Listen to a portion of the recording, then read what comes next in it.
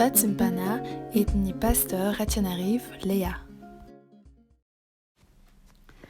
Tahaka ny dera mianahana maniry ny rano anony no andrin'ny fanahiko anao Andriamanitro, mangetaetanao ny fanahiko, maniry anao ny nofoko eto amin'ny tany maina sy mangetana. Jehovah Andriamanitro, no taminao izahay ka voatonanao, no samborinao ka aresinao, ary dia mihira, midera, mankalaza, manome voninahitra ny anaranao zahay ilay tompony tompo sy mpanjaka ny mpanjaka, amin'ity maraina vaovao ity indray. Misaotra indrindra noho ny fahalehibiazan'ny herinao, ka dia velona anatrapa-hamonjena reto mpanota tsy mendrika, tsy tanteraka. Zany no hiasaka zahanay manoloana ny sisa fiandriananao, na dia tsy mendrika akory izay ny hamany fiakapanao, kanefa ho ianao izay manantona tsy mbola avy mihitsy. Dia manantona anao mpanetreteny izay mioby anao, mitsoaka anao miakohaka, manoloana ny fahefana izay anananao any an-danitra ka hatrety ambonin'ny tany. Angataka aminao arazay Jesosy io, haidino ny fanahinao masina ho aminay tsiraray avy, ahaizanay indray mandresy mandray ny vatsim-panahy izay omenao anay amin'ny alalan'ny teninao izay hoentin'ny mpanomponao. Dia mitenena Jesosy Kristy Tompo avy any Nazareta, amin'ny alalan'ny mpanomponao izay notiny endrinao, fa voninkaina anao izay mpanomponao. Atolotra ianao kosa ny fankalazana, ny fitsoahana, ny voninahitra, ny dera sy laza. Anao hatramin'ny taloha izany ka mbola anao mandrakizay. Amen. Ry mpianakavy ny finoana sy sika rehetra izay mandre izao tenin'Andriamanitra izao, izao fampahirezana izao, manonona ny fahasoavana sy ny fiadanana avy amin'Andriamanitra ray sy Jesosy Kristy Tompo, ary ny fampiraisana avy amin'ny fanahy masina ho antsika tsiraray avy. Ampitiavana sy ampiafaliana mandrakariva no azahoako miantrano amin'ny tokantranontsika amin'ny alalan'izao vatsim-panahy izao. Ny tenin'Andriamanitra izay anorenantsika ny vatsim-panahy dia ao amin'ny bokin'i Jeremia toko 1:20, andininy 9. Jeremia toko 1:20, andininy 9. Vakiana amin'ny anaran'i Jesosy. Izao no lazain'i Jehovah: indro ataoko eo anoloanareo ny lalàn'ny fiainana sy ny lalàn'ny fahafatesana. Zany tenin'Andriamanitra izany no azahoantsika mandray ny lohahevitra na ny lohateny amin'ity maraina ity amin'ny alalan'izao vatsim-panahy izao, manao hoe: ataovy ny safidinao. Ataovy ny safidinao. Ny zanak'olombelona rehetra izay miaina eto amin'ity tany ity, ilay noforoany ny tanan'Andriamanitra izay mpahary lanitra sy ny tany, no mametraka izao fanontaniana izao amintsika tsiraray avy hoe: ataovy ny safidinao. Ny sika tsiraray avy, na ny kely na ny lehibe, eo amin'ny lafim-piainana dia afaka misafidy, ary manana ny safidiny avokoa manoloana ny zavatra anankiray izay tanterahany. Afaka misafidy ny tsiraray avy, na hanao ny tsara na hanao ny ratsy. Misafidy ny tsiraray avy, na hanao ny sitrapon'Andriamanitra, na hanao ny sitrapon'ilay devoly, na hanao ny sitrapon'ny tenany. Eto ny tenin'Andriamanitra dia miteny amintsika fa napetrany teo anoloantsika ny safidy, na isika hisafidy ny lalàn'ny fiainana, na isika hisafidy ny lalàn'ny fahafatesana. Hamafisin'ny tenin'Andriamanitra izay voasoratra ao amin'ny bokin'ny Deutéronomie toko 30, andininy 7:20, izany teny izany mivaky toy izao amin'ny anaran'i Jesosy: miantso ny lanitra sy ny tany aho anio ho vavolombelona aminareo, fa efa nataoko teo anoloanao ny fiainana sy ny fahafatesana ary ny fitahiana sy ny fanozonana, koa mifidiana ny fiainana mba ho velona ianao sy ny taranakao. Amen. Andriamanitra ray mihitsy no miantsoantso etỳ an-tany ary manambara amintsika fa efa napetrany eo anoloantsika ny lalana roa samihafa, dia ny fiainana sy ny fahafatesana, ny fitahiana sy ny fanozonana. Manasa antsika tsirairay kosa nefa izy hoe mifidiana ny fiainana mba ho velona ianao sy ny taranakao. Mifidiana hoy Jehovah Andriamanitra ny fiainana mba ho velona ianao sy ny taranakao. Manoloana an'izany tenin'Andriamanitra izany anefa dia mifanohatra amin'izany misafidy ny tsirairay avy. Ary matetika dia misy fanontaniana izay tsy ahitan'ny zanak'olombelona valiny amin'ny alalan'ny fahalalany, kanefa ny zavatra iray lehibe mety miantra eo amin'ny fiainany. Izany hoe eo amin'ny fiainan'ny zanak'olombelona, na dia izay mieritreritra raha hoe manam-pahalalana be, mahay mikarokaroka be, mahay mitsikaroka be, dia misy zavatra iray izay tena zava-dehibe eo amin'ny fiainany tsy ahitan'ny valiny.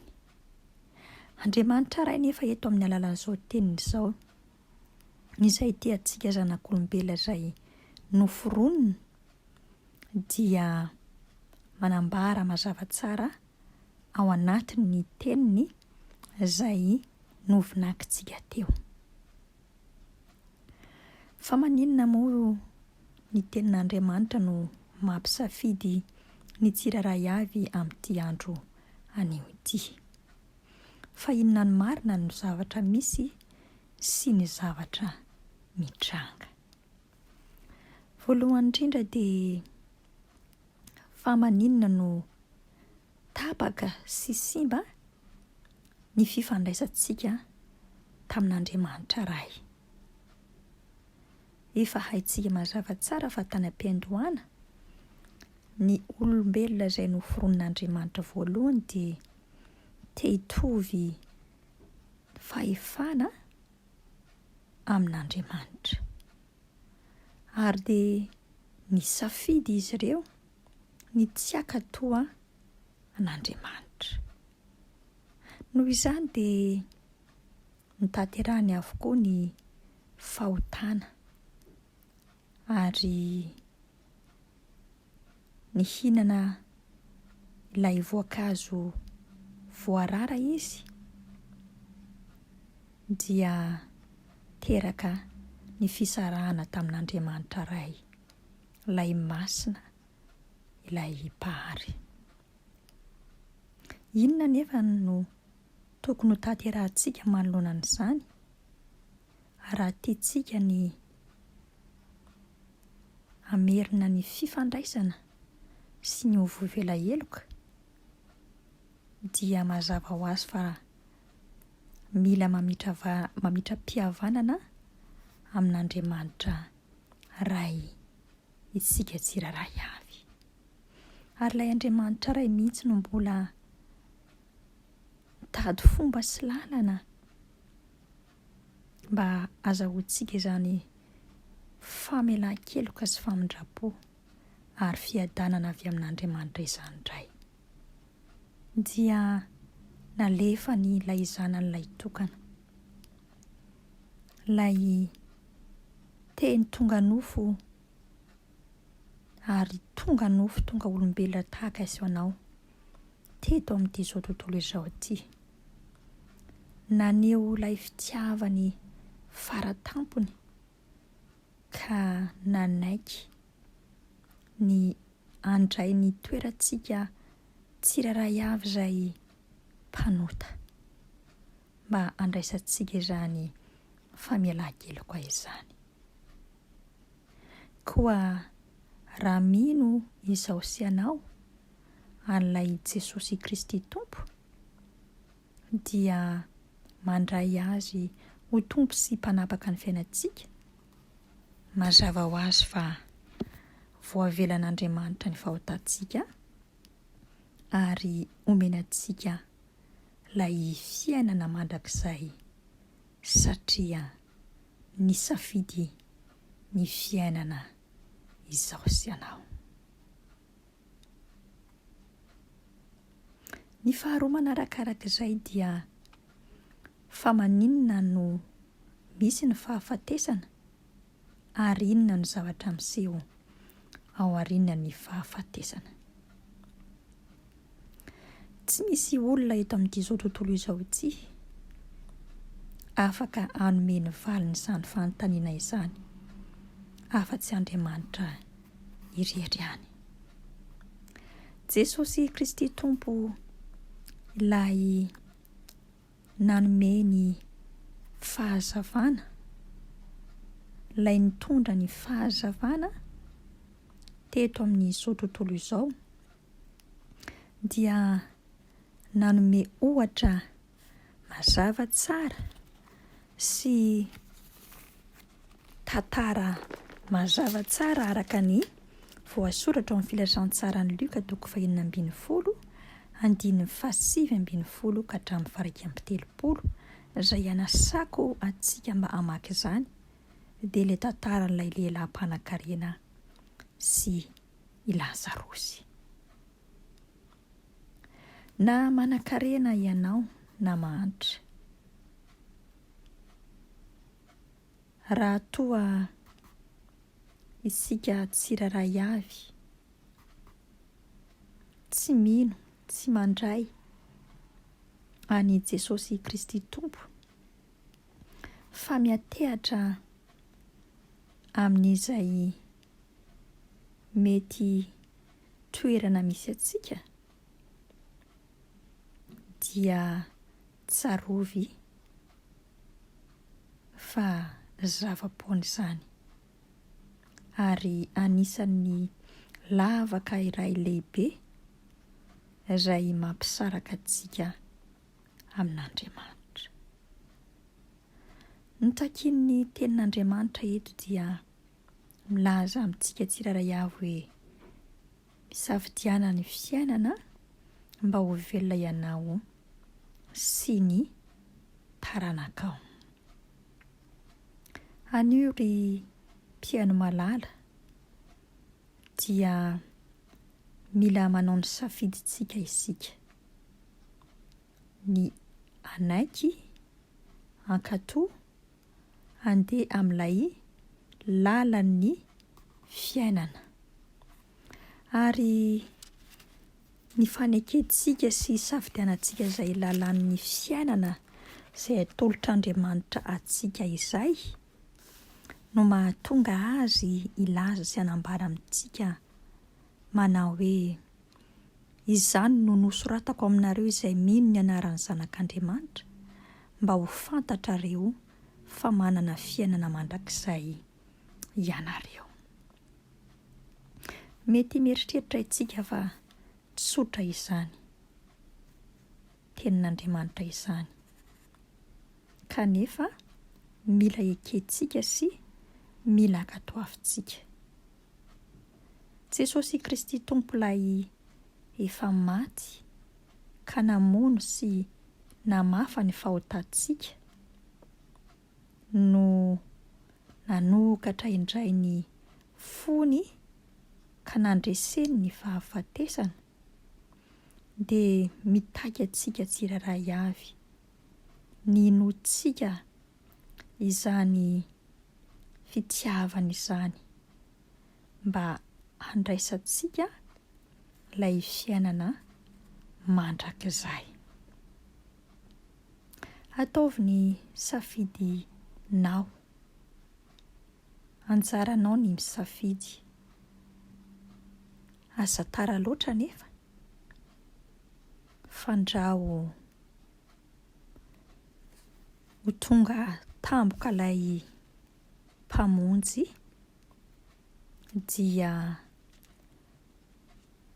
any amin'ny lalan'ny fahafatesana no hisy anao. Haniry havako mahaiza misafidy, ataovy ny safidy ary ilay safidy tsara izay anasan'ny tompo atsika dia ny safidianantsika ny lalan'ny fiainana mba hananantsika fahavelomana sy hananan'ireo taranakitsika fahavelomana ihany koa. Fahavakitsika tompoko.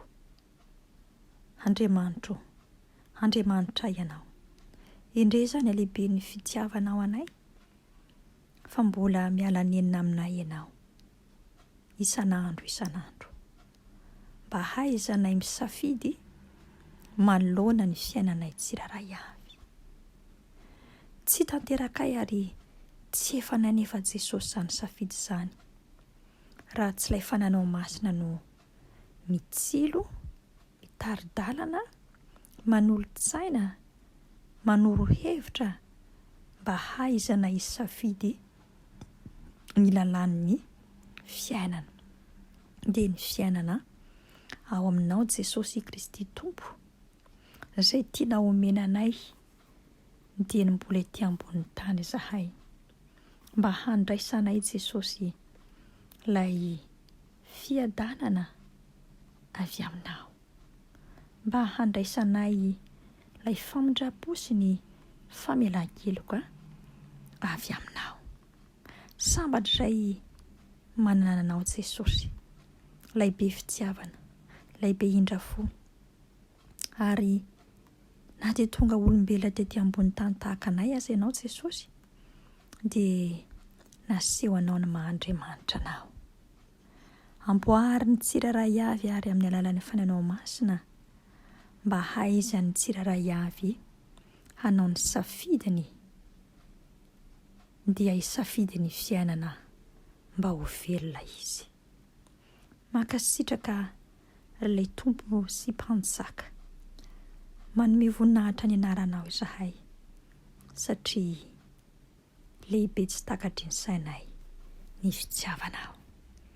Dia ho tanterahanao tokoa ny amin'ny tsiraray ny teninao manao hoe: fitiavana mandrakizay no nitiavako anareo, izany nampaharetako ny famindraboko aminareo. Voavela ny lokareo noho ny anaran'ny masina, midy arahan'ny tompo. Manao kosa ilay tomponay sy mpanjakanay ny dera sy ny anjara voninahitra mandrakizay. Aleluia. Amen.